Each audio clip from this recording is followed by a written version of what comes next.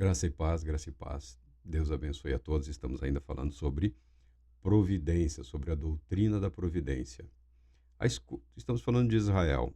Estamos refletindo aqui em parte ainda sobre o discurso do apóstolo Paulo, que fala que o Deus de Israel escolheu os patriarcas, né, os pais da nação do povo judeu, do povo de Israel. Algumas pessoas pensam em alvos diversos. É um para Israel, um para a igreja, um para a humanidade. Não. Deus, quando intervém na história da humanidade, é para garantir que a humanidade alcance o objetivo por ele proposto. Então, há um só propósito para a humanidade como um todo. O que existe, é que Deus, soberanamente, atribui responsabilidades diversas para diferentes grupos, tá bom? Assim como o povo de Israel deveria ser uma nação sacerdotal, ao estabelecer a igreja através de Israel, Deus mantém o mesmo propósito, o mesmo alvo, sempre acrescentando, sempre revelando, mostrando, exibindo o poder de Deus em atuar numa humanidade pecadora, de modo a garantir que a santidade de Deus seja preservada e essa humanidade resgatada. E nesse resgate, ela é alçada e é conduzida ao objetivo, ao alvo proposto pelo próprio Deus, tá? Marco, mas eu não vejo isso. Então, você precisa olhar várias vezes para a mesma cena. Você precisa observar. É como você está assistindo um filme lá, hoje, antes você era obrigado a assistir várias vezes, né? Ir ao cinema ou procurar nos canais de televisão. Hoje você pode voltar e observar a cena várias vezes. E existem alguns filmes, alguns eventos, que eles apresentam a cena sob várias perspectivas. Assim também nós podemos enxergar a realidade sob vários ângulos. Observando, observando e observando, você finalmente acabará encontrando sinais da presença, da atuação de Deus na história da humanidade, e também na sua história, e também na sua vida. Uma observação sincera de si mesmo, do seu viver, do seu agir, te conduzirá à compreensão da grandiosidade do amor de Deus para com toda a humanidade. O profeta Isaías diz que Deus trouxe Israel à existência para si, para Deus, para mim. E Isaías explica: Israel é o povo que formei para mim, para celebrar o meu louvor. E o capítulo 43 de Isaías tem a seguinte declaração: direi ao norte, entrega, e ao sul, não retenhas.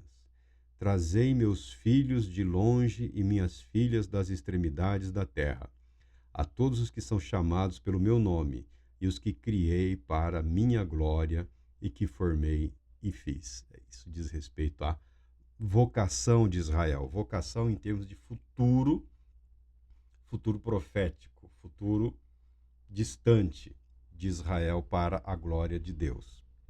Essa é a promessa de Deus, essa é a palavra de Deus.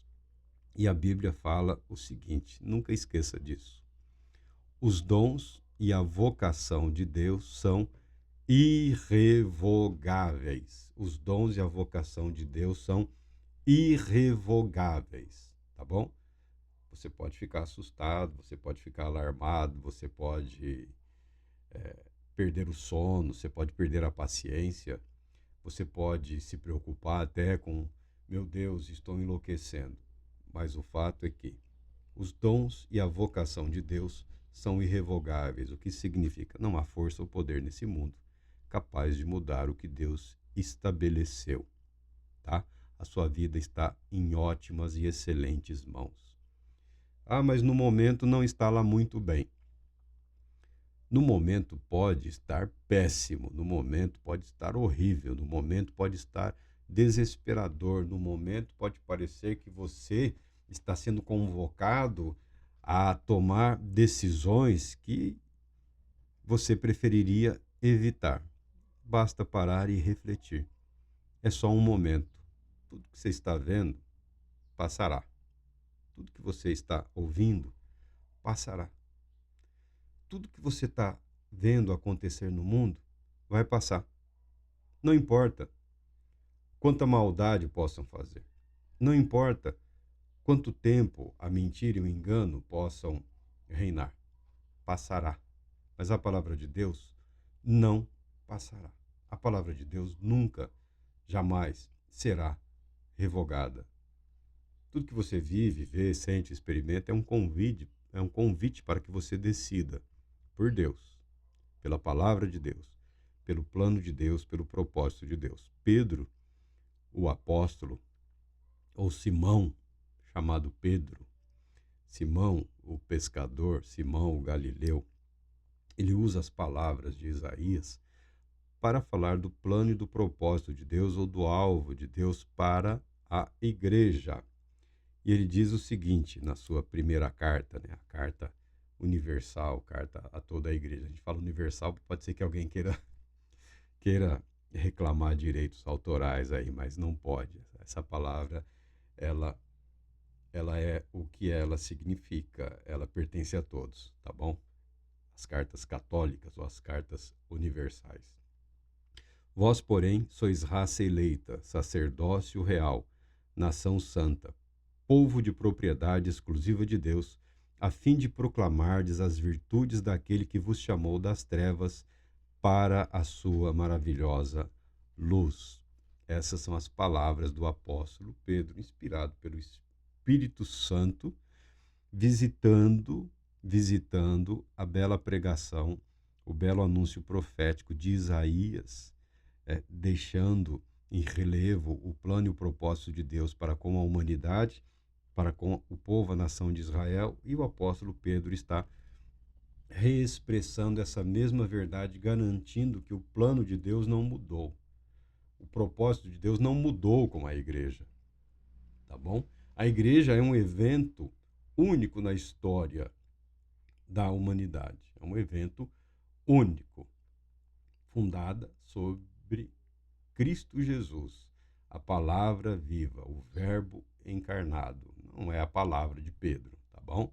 Não é a palavra de Paulo, a quem acusam o apóstolo Paulo ou o rabino Saulo de ser o fundador do cristianismo. Não, não é.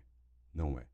É um homem chamado por Deus, vocacionado por Deus, para abençoar a igreja com a verdade que Deus havia revelado através dos patriarcas, dos profetas, e que revelou de forma plena e absoluta através de Jesus, o Cristo. E ele transmite isso em termos de uma sabedoria única, peculiares a esse homem, ao apóstolo Paulo, de maneira a abençoar, a alcançar indivíduos e grupos que de outra maneira jamais seriam alcançados. Israel é destinado a celebrar o louvor de Deus.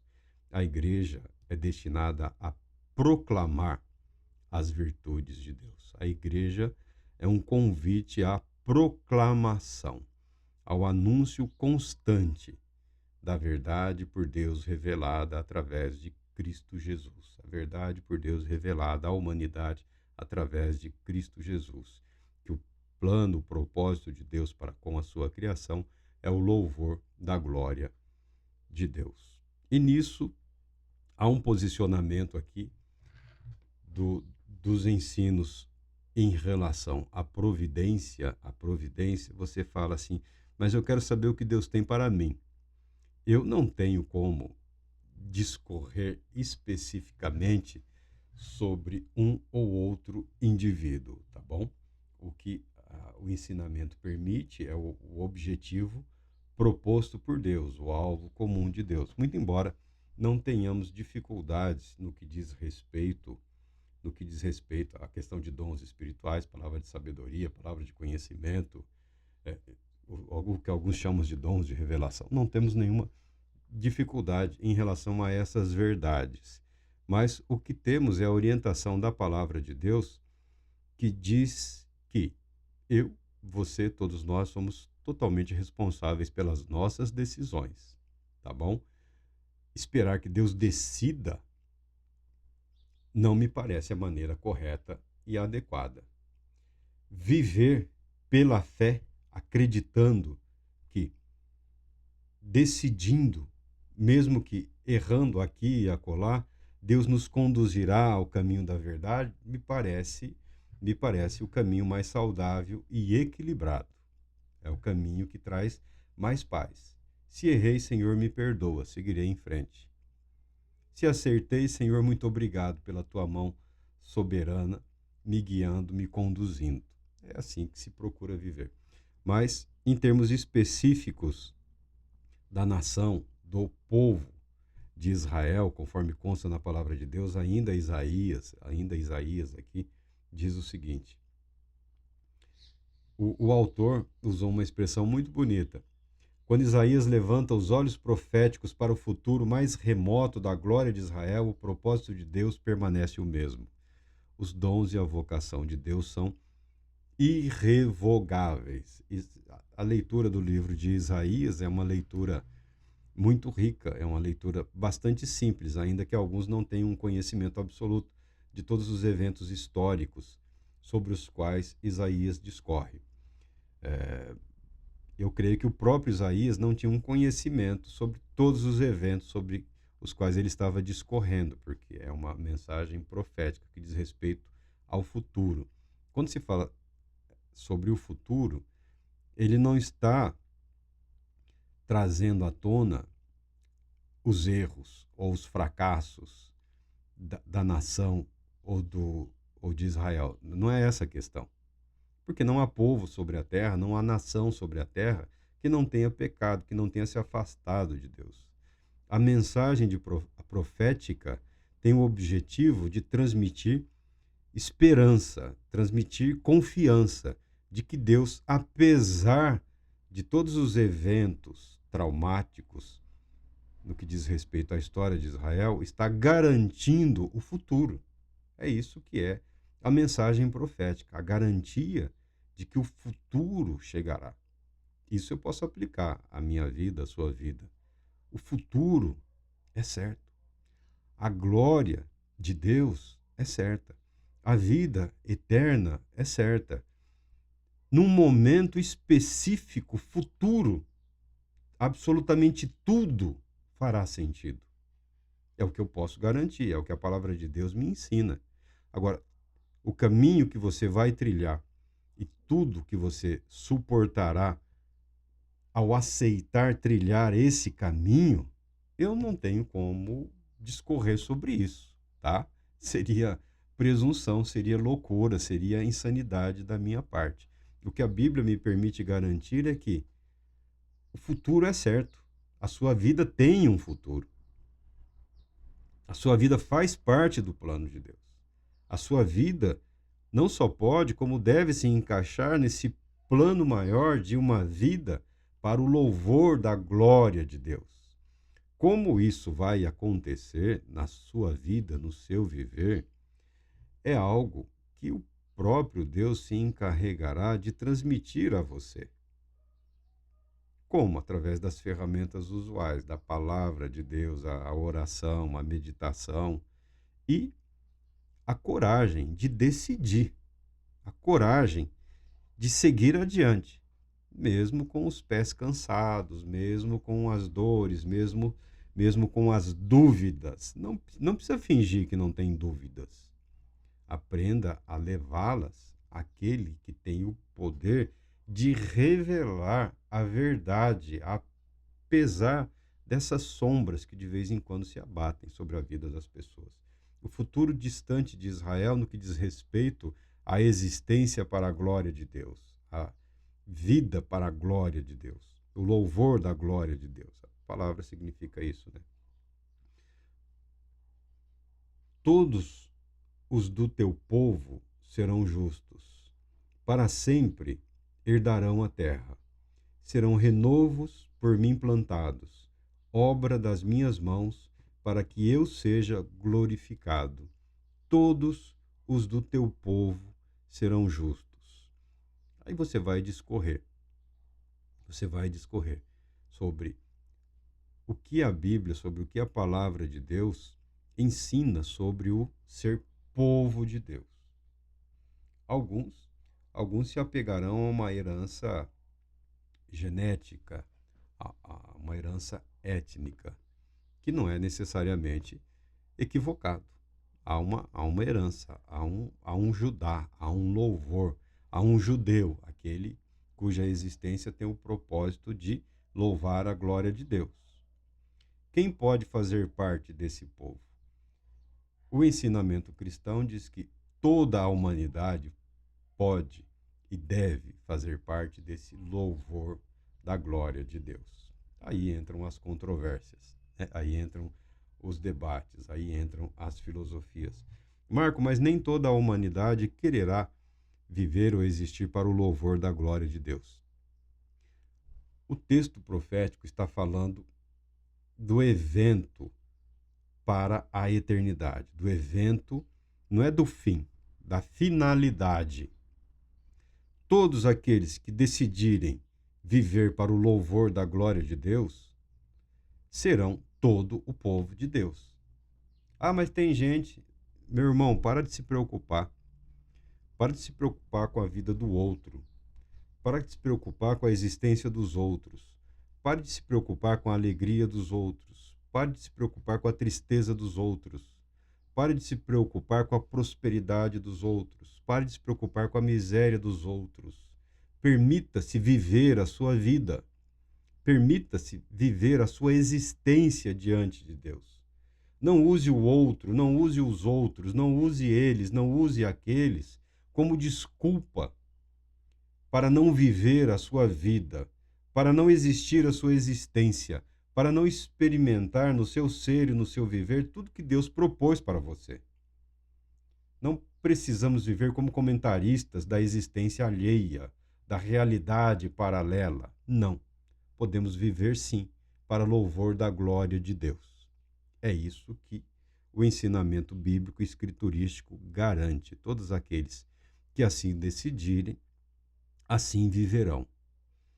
A questão da eternidade é que as nossas decisões, nesse período que nós chamamos de vida, ganharão efeito eterno, tá bom?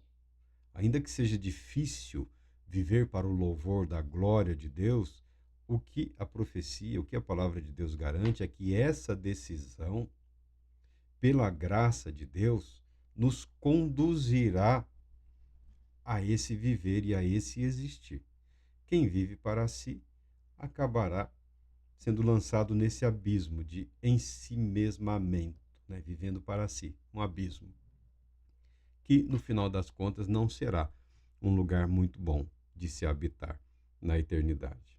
Com base nesse mesmo texto de Isaías, Jesus aplica Isaías 61 a si mesmo. Esse é Jesus, essa é a revelação.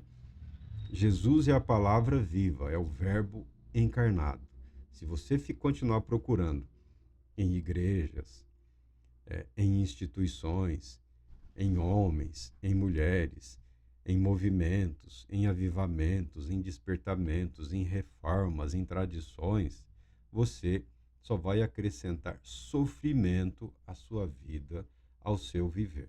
Você que é cristão, arrependa-se. Arrependa-se. Aceite a verdade proposta por Deus em Cristo Jesus e volte-se para Deus. Arrependa, mas eu não fiz nada errado.